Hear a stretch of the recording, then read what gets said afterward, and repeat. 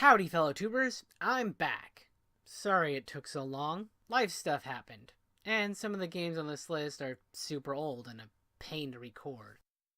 I hope you like the new place. The narrator decided to use a theater that was under construction for other shows. But enough about that. It's time for my real first list. Top 10 first games. First impressions leave a powerful impact, and the first game you play of a genre will shape your perception of that genre, possibly forever. I figure reminiscing about those experiences is a good way to establish a baseline of where I'm coming from with my countdowns going forward. Plus, it was a solid excuse to take a break from chasing the horizon and play some cool games I haven't played in years. For clarity's sake, these games are ranked on how much I like the individual game in relation to the others, how good a story I felt the first time playing that game was, and how influential my experience of the game in question was on my perspective towards its genre and gaming in general. With that out of the way, back to the past now. Starting it off with number 10. My family comes from a Pentecostal background, and we're used to media that caters to Christians being hit or, more often, a big miss. When that started to include video games, we actually rolled our eyes about as much as the rest of the world. Additionally, most of my dad's experience with gaming, especially at that time, came from dying repeatedly in old Sierra games. So when Captain Bible, Dome of Darkness came around, we picked it up if only for the lulz. That's right, a Christian game, set in a cyberpunk fantasy kingdom. And you know what? It's not terrible. It became the first adventure game I played through all by myself, and they get quite a bit of unique ideas out of that eccentric pitch. Instead of picking up random objects you find while exploring the wilderness, you pick up Bible verses to store on a tablet device from a computer terminal. Instead of environmental puzzles, you refute the lies of demonic robots with the Sword of the Spirit. I mean that symbolically as well as physically. You're not allowed to engage enemies in combat until you refuted their lies with the truth of the correct Bible verse. You can even get power-ups if you get the right verses, including the ability to fly in one level. Too bad this jerk deletes your Bible verse collection between levels. Oh, and you use a giant robot in the final level. There's also an aspect of faith-based games I feel is underexplored, but a hefty amount of this game is devoted to, and that's mentoring the spiritually young Christians you convert, which the game does a solid, if melodramatic, job of establishing the weight the Bible puts on that position. This game didn't influence me much, though it probably expanded my preference towards exploration and experimentation over set pieces and linear game design. But mostly, I just have a lot of nostalgic love for this quaint taste of not bad, just different. Number 9. Back before the LEGO company realized they could combine their infinitely marketable bricks with other infinitely marketable IPs to make an infinity times infinity marketable product, which earns everyone involved gazillions of dollars, they tried to be more creative and make their own IPs. Some were more successful than others. One of these IPs got a real-time strategy game about space explorers mining an alien planet for crystals they needed to repair their ship. LEGO Rock Raiders. Even if the plot was paper-thin, I like how it gave context to the rock monsters and the uniquely shaped crystals that came with that line of LEGOs. And the comedic cutscenes were a pretty solid precursor to the cutscenes in the modern LEGO formula. I don't really have a story for how my family picked this game up. I just remember not having it and then having it. Though, I'm pretty sure my brother, who likes RTSs more than me and likes anything to do with mechs, is probably to blame.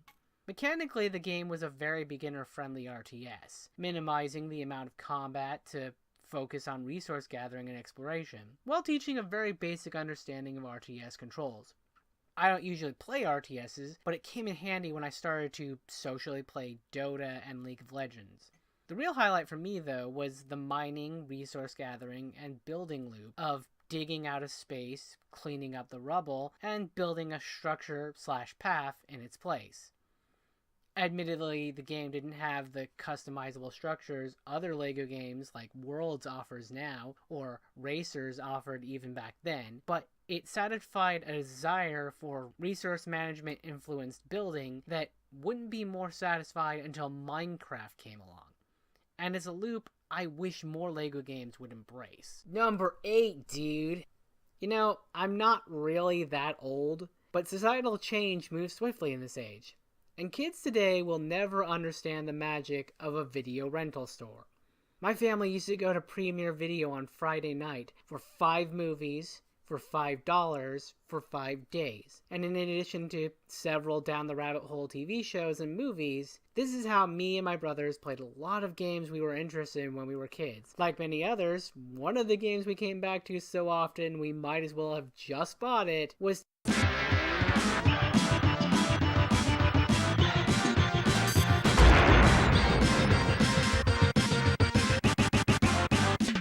Teenage Mutant Ninja Turtles 4, Turtles in Time. I remember the excitement of just getting to Tokar and Razor and then fighting Shredder in the Technodrome. However, as we grew, we kept renting the game and playing it until one day we got all the way to Neon Knight Rider, which has forever since been the ultimate goal of playing Turtles in Time.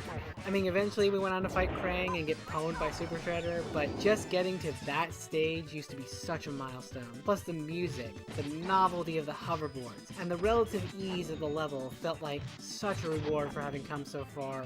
Looking at it as an adult, Turtles in Time is not a terribly deep game mechanically, but I've always appreciated the level-specific mechanics like the fire hydrants in level 2 or the barrels on the train. All this while jamming to a soundtrack that is still super catchy and appropriate both for the game itself and the source material.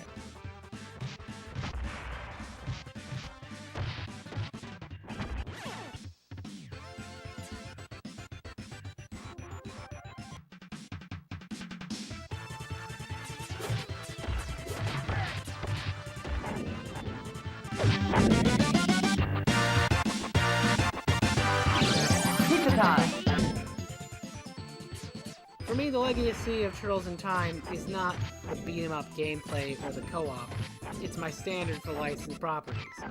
Whenever I look at a licensed game, I'm always looking for the same amount of respect for the source material in gameplay, aesthetics, storytelling, and especially utilization of licensed music.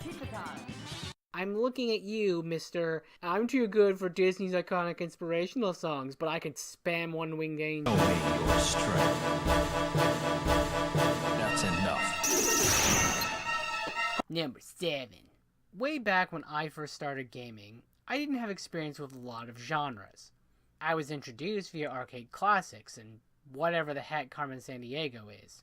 One day, I went to a friend's house and played Link's Awakening on the good old Super Game Boy.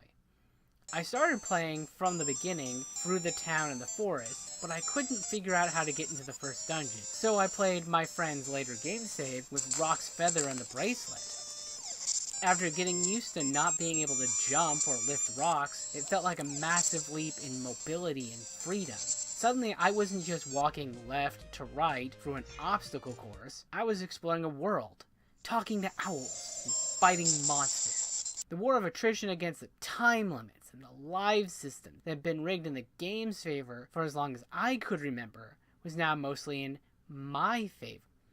Now I had a save feature, permanent health upgrades, and items that expanded what I could do, where and when, which led to much more elaborate puzzles and set pieces. There was an actual end to the game that not only could I conceivably reach at my skill level, but it would be more than thank you for playing. Link's Awakening is also my introduction to the Zelda franchise, which I have fond memories of playing as a kid, and heavily influenced me as a gamer and as a consumer of art. The perspective that comes with that first game status is probably a good explanation for why games like Skyward Sword leave such a bitter taste in my mouth. Because to me, Zelda was never about the Master Sword or the Triforce. And it certainly wasn't about the incredibly boring, never-ending story of Hyrule, 2 deities, and some unlucky sap. It was an action-adventure fairy tale that could be about anything. Feel like being a magical train conductor? You can be. Want a 3-day Groundhog's Day loop with the moon crashing down? Have fun, kid. Do you want to contemplate existence while talking to the figments of a dream a magic whale is having? we have got you covered. Number 6? I've never really been a big fan of first-person shooters. In the past, because the control scheme and subject matter intimidated me. Presently, it's because gunplay isn't high on my list of gameplay types, and multiplayer is still very hit and miss for me. On a completely unrelated note, I also sort of missed the Metroid franchise's heyday. The first time I heard about Samus, my reaction was the "Samus is a girl?" response, but because I was surprised to find out there was a girl in the original Smash Brothers, not based on experience of actual Metroid games. By the time Metroid Prime first came out, however, I didn't have a GameCube yet, so I ate up whatever game demos I could get my hands on at Circuit City. After Wind Waker and Sunshine's demos eventually got old, I gave Metroid Prime a shot. Power Beam instantly reminded me of the Mega Buster. The Morph Ball was a novel way to explore and solve puzzles, and as a Star Trek fan, that Scan Visor was an amazing addition that gave helpful advice while expounding on in-game lore, and passively making a silent protagonist not so silent. I came away intrigued, but still minus a GameCube, so would have to wait. Some years later, my middle brother, who has always been more inclined to play shooters than I, rented it. But ironically, he got bored of the non-traditional weaponry and the pace of exploration, whereas that was exactly what interested me to begin with. When he quit during Phendrana Drifts, I couldn't just leave it there, so I started my own playthrough and kept going, right up until the Omega Space Pirate kept blasting me into bits. Freaking tank controls. I never did finish that game.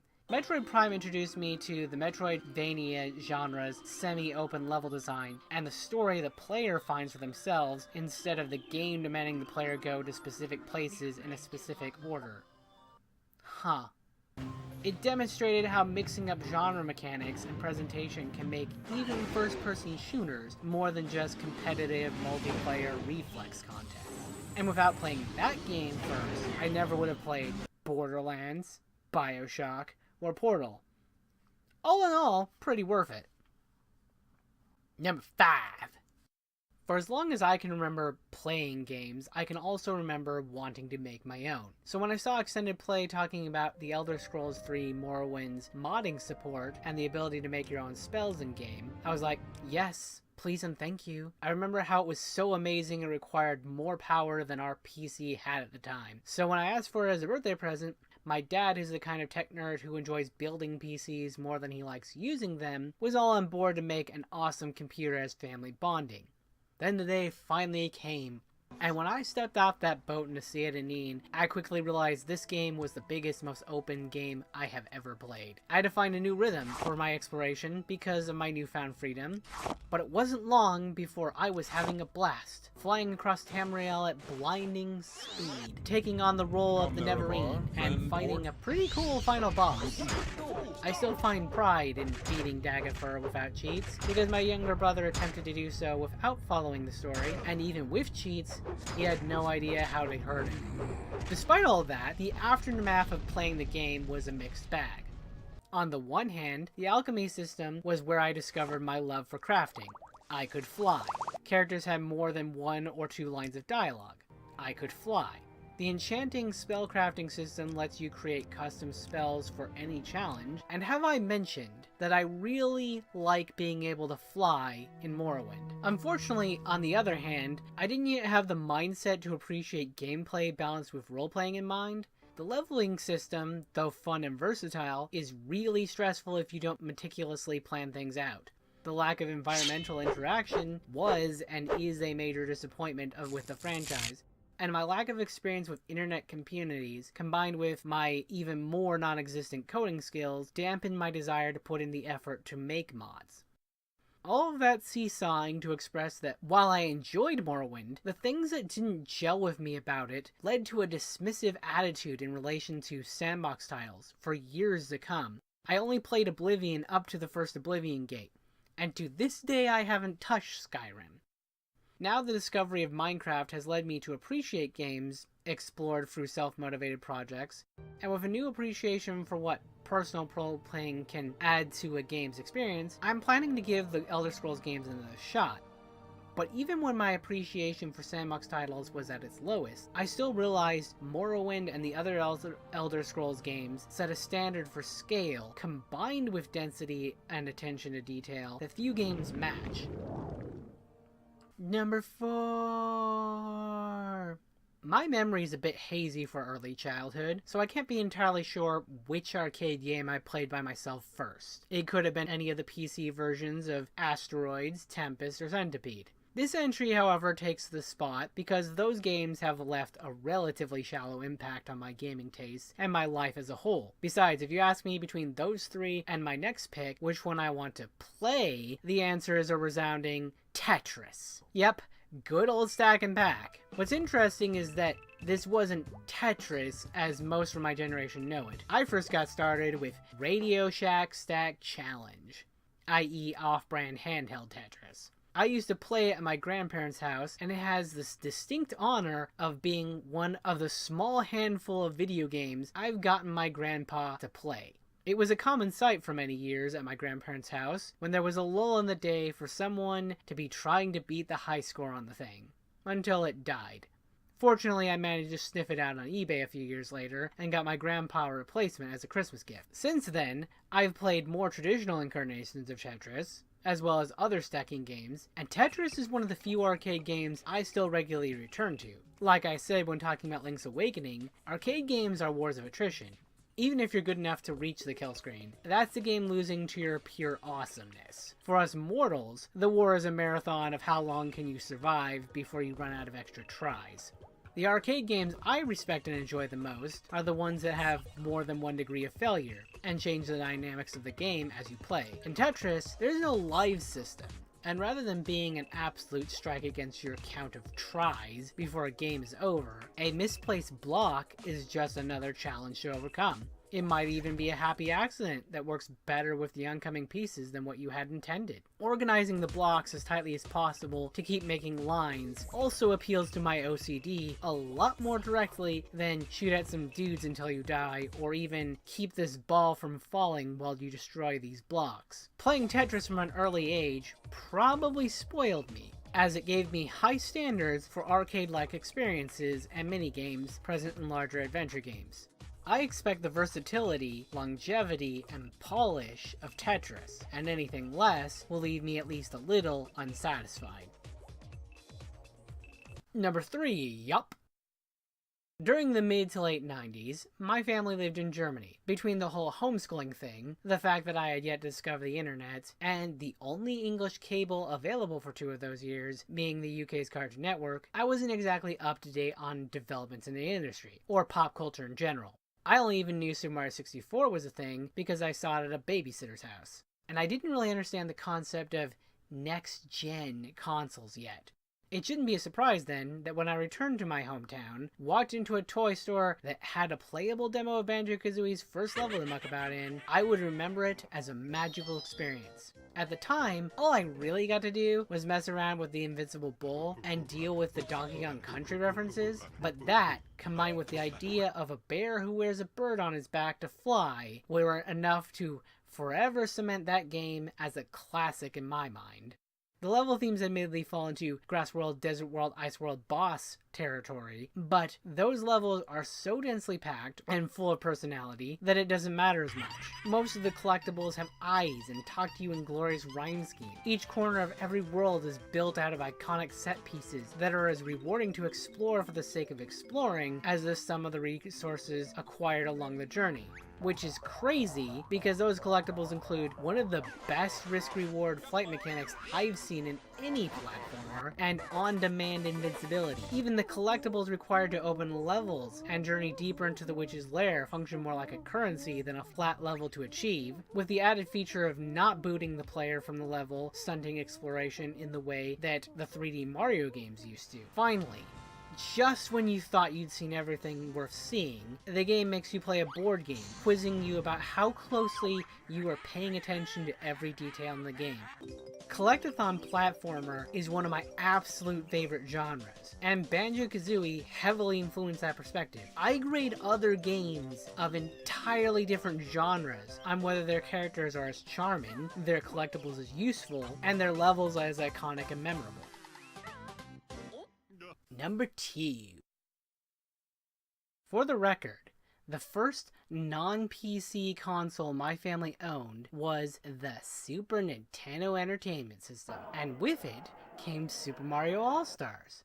So technically, I can use both these games as an entry together. Why I care about them both enough to use that technicality is its own story.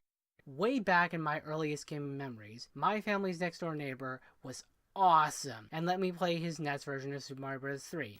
I promptly died to the fire piranha plant in the first pipe. I was 5, okay, and I'd never played a platformer before. So, he sent me back to good old Super Mario Bros. 1, and while the relatively bare bones level design and mechanics kind of bore me now, they are the sort of thing beginners need in order to get a handle on the genre.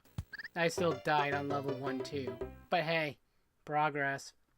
Anyway, Super Mario Bros. 1 is a classic that taught me how to play a platforming game. With its high quality level design, still fairly solid if stiff controls, many secrets, and iconic music. Super Mario Bros. 3, on the other hand, set the bar and, in my opinion, hasn't ever been surpassed, as far as side-scrolling platformer genre is concerned. Rayman Legends might be prettier and smoother, Tropical Freeze might have more going on throughout the levels, Diddy's Conquest might have more nostalgia for me, but no other game I've played has a map system that's so dynamic and full of secrets, alternate paths, and tools to forge your own experience. The level themes that are generic, played out, and boring in most modern Nintendo games are still fresh and stylized in this 80s classic as they ever were. There are mini-games, more hidden pathways and levels, a whole class of levels that moves around the map, and even resource management for the power-up boxes, which is reinforced by the largest number of power-ups in main series history. I cannot stress enough how much impact the omission of the Tanuki suit, the frog suit, and the hammer suit has on my opinion of every Mario game that has come out since. Super Mario Bros. 3 isn't just an amazing first platformer, it's the game that began my love of games that function, well, not only as a single genre, but take that extra effort to add little pieces of smaller games to expand the experience into a full-fledged adventure. Now before I move on, I gotta get this off my chest. Over the course of a few months, our neighbor was nice enough to babysit multiple times, and when he did so, he played Super Mario Bros. 3 with us kids watching. One night, he made it all the way to World 4, but then he gamed over. Over the next several visits, we watched him try and fail to get past World 3 again. One night, he called it quits early, but left the NES on, and then, while he was in another room, we got bored, and it was my idea to turn the game system off, because I was tired of watching him fail to get past World 3, and I wanted to watch him play through World 1 again. It's ate at me all these years, and I just wanted to say, sorry, Mr. Chuck. There can be only one. Ever feel like just being able to find a game and play it is a memorable experience on its own? That's what happened for this game. It started at a friend's house. Boot up the game, and airships are flying. Then the main character blows up high-level enemies with flashy-looking spells. And after some plot stuff I really didn't understand at the time, he and his dragon armor bestie are off to some cave with a dragon in it. I couldn't beat that dragon the first time, and I really don't know how long it was before I had another chance to play it. It might have been the same friend's house 6 months later, or it might have been a different friend's house a whole year later. All I know is that it felt like a long time back then. I just wanted another crack at that dragon. It started building history of me in the game, where I would only barely make any progress. Each time the game would get built up in my mind, both from what I experienced while playing it, and the time I had to wait to play it again. When I finally did get to play it again, I beat the dragon. But then, of course, I was like, no, what did I do? I'm sorry, little girl, I didn't mean to kill your mom and blow up the whole town. Then I walked over here and couldn't get past this cave. After this, I didn't get a chance to play the game again for a period that was definitely years. And at this point, most of you are asking, why haven't I said the name of the game yet? The reason is, one of those dumb kid moments where you look back and wonder, how this even happened? I didn't bother to check the name of the game on any of these occasions, and I had no idea what it was called. I played all kinds of random RPGs trying to find it. Ironically, this is why I first played Chrono Trigger. Go figure. Of course, then I really grew to like Chrono Trigger and actually finished that game, which caused my brother to later pick up Final Fantasy Chronicles, because he thought Chrono Trigger was the game I had been looking for all those years. Then I looked at the art for the other game in the package, and sure enough, Final Fantasy IV was the game I had been looking for all those years. Of course, even after I got it, still took like 5 years to finish it. This kind of putting off the end of the game is why I'm chasing the horizon now, after all. Currently, JRPGs are some of my favorite games, but the things Final Fantasy IV specifically introduced to me were the idea of RPG leveling and turn-based battles. I love games with RPG mechanics that actually matter, because if I find myself hitting a skill ceiling, I can always grind a bit and be able to get past a point I couldn't before. Unlike purely skill-based games, where you hit that skill ceiling and you may never be able to get past that point in the game. I like turn-based games because I like having multiple solutions to a problem and having the time to analyze those options. It promotes replayability, and again provides a means to bypass that skill ceiling. It was also quite a change of pace to have so many colorful and fleshed out characters when the most story-driven game I'd played up to that point was Zelda. Of all the first games I've played, this is the one of the ones that most gels with my current preferences for games, and is the one I remember most fondly. So there's my top 10 first games. There are certainly games in those genres I like more, and even genres I didn't cover that I have other thoughts on. But these games established my perspective on what video games are and what they can be. I hope you enjoyed this little trip down memory lane with me, and maybe you're reminded of the first experiences you had with a genre you love. Feel free to share in the comments below. I'll be around. See ya.